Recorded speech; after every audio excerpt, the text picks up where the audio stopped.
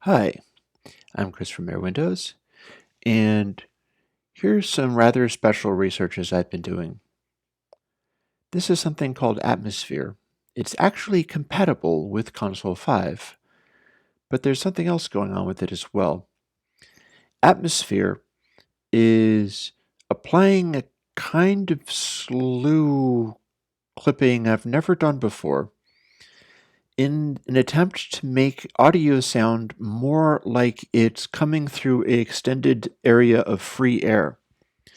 This is the one where if you're trying to make everything sound as if it's on some big stage and without wrecking anything, without altering the tonality hugely, but still just trying to set stuff back, setting stuff back so that it doesn't sound like it's just poking into your ears, but it's in a big space. And really, the best thing I can do is run you through the variations. Here is my usual choir thing going on.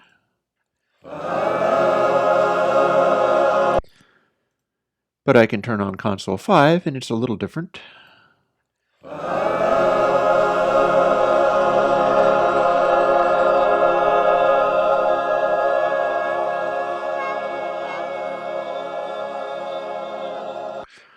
And you notice that has a little overtones and things there. Bits of it sort of poke out, come forwards. Here is atmosphere.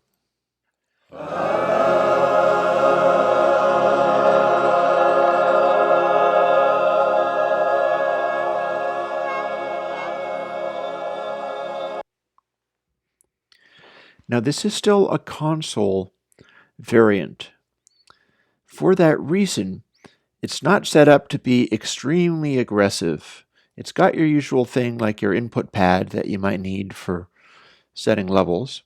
It works like a console, but there is a very subtle clamping of extreme high frequency stuff. Now the choir didn't have all that much of it, although I do have another demo available. But you should still be able to hear the difference. For instance, I'll cut atmosphere in halfway through.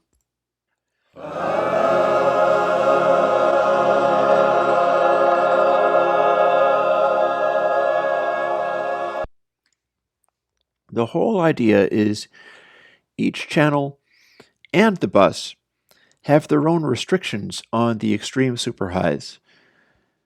What happens is there's a slew clip, and then there's a series of other ones in a window causing extreme high frequency activity to be crunched down, but then not let back up again immediately. So if you have radical stuff going on,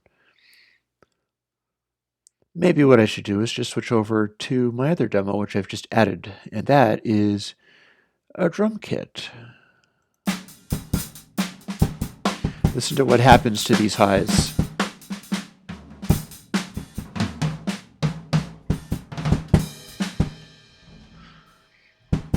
Let's go back to that initial bit. In fact, perhaps we'll even loop it in a tight little loop so that we can hear what we're doing. What's that sound like, I wonder?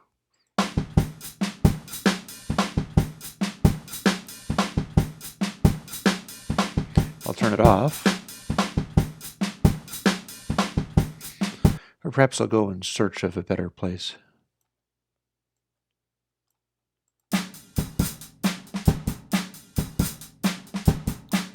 That's a cool little groove. Let's use this one. Now hear how that hat has a really aggressive forward edge on it. It's a microphone that's going through an API pre, and then see how I did this is the microphone's going into a pre, and then the pre is going through an output cable where there is a resistive pad with a polystyrene capacitor jumper on it, leading to a big old boost in these super highs, and that's how I'm getting the aggressiveness of the brights on this. But what you'll find is that when I turn atmosphere on, the sparkliness of the cymbals drops back immediately without sounding like there's a big obvious EQ thing going on. It's only taking the sharpest edges And it's not simply taking the sharpest edges in the sense of a single um, slew clipping. There's a spectrum of them, making them be handled in a certain way. And what you get is this. There it goes.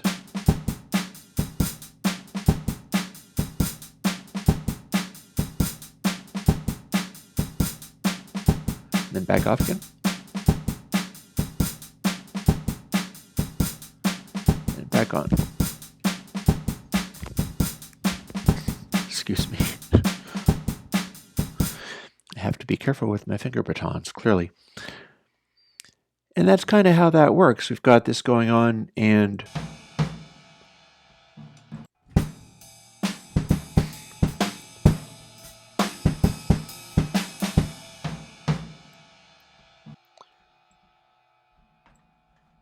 for instance, that sounded like a normalish ride cymbal.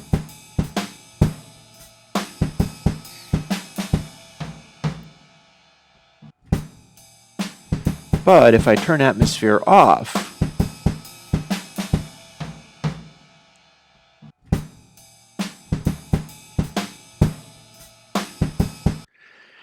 now I'm not saying that's not accurate. The additional highs, it is an accurate recording.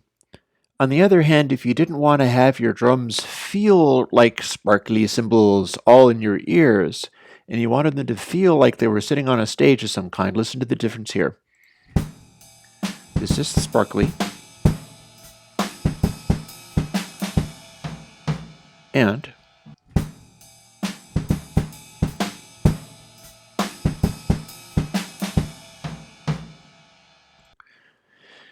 that is what atmosphere is about.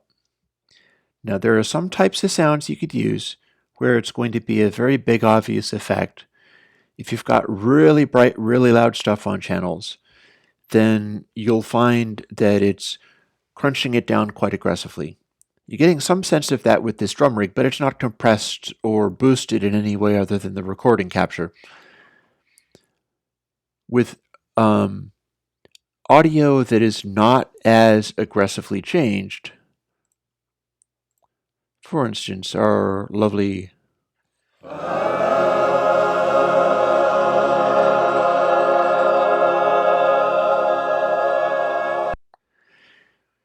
all it does is it sets everything in your mix, expands it spatially using the console thing, and then that high frequency slew clipping, not just a single slew, but it has it in the pattern of recent slews as well. The entire atmosphere is restricted from moving too much at any one moment, and as a result, stuff sits farther back. This is a very good Console 5 variation for use with spatial stuff, deep ambient, deep electronics, anything like that, where you might have content that is bright and aggressive and needs to be set into the body of the mix. And you might have a bunch of other content that's sort of deep and warm, and it's supposed to just blend. What Atmosphere won't do is let you put stuff way up front in the soundstage.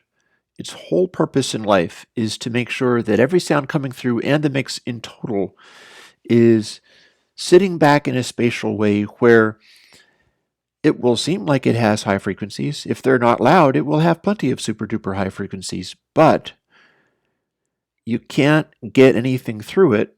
Certainly not at its, like 44.1K as we're using, because it'll adjust so much to the different sample rates that you use. If you're using 96K or something like that, you probably want a degree of bright going on. But it controls the immediacy of those highs, making them sort of organic, acoustic, atmospheric, rather than digital, synthetic, and mixed in the box.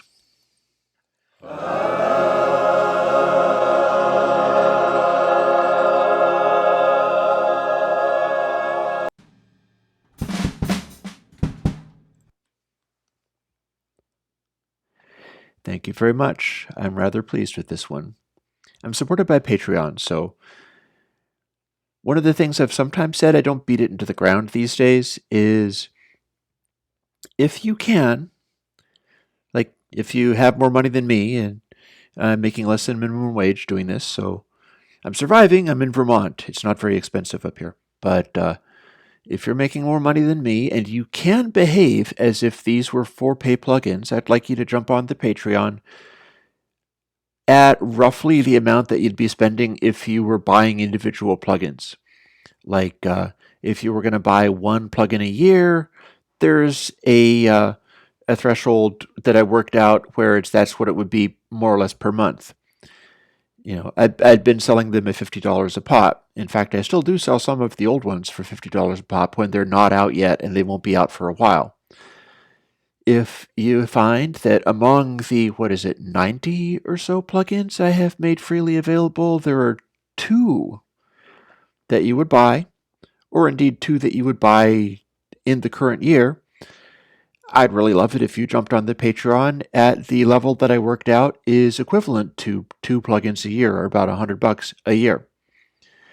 If you would use 3 plugins and have them revolutionize your sound so that it's not like anything you've had before and nobody else can get you noises like this, then jump on the Patreon for the equivalent of 3 plugins a year.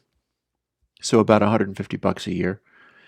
If you can, then do please think of it that way. If you have plenty of plugins a year, I'll even happily promote you.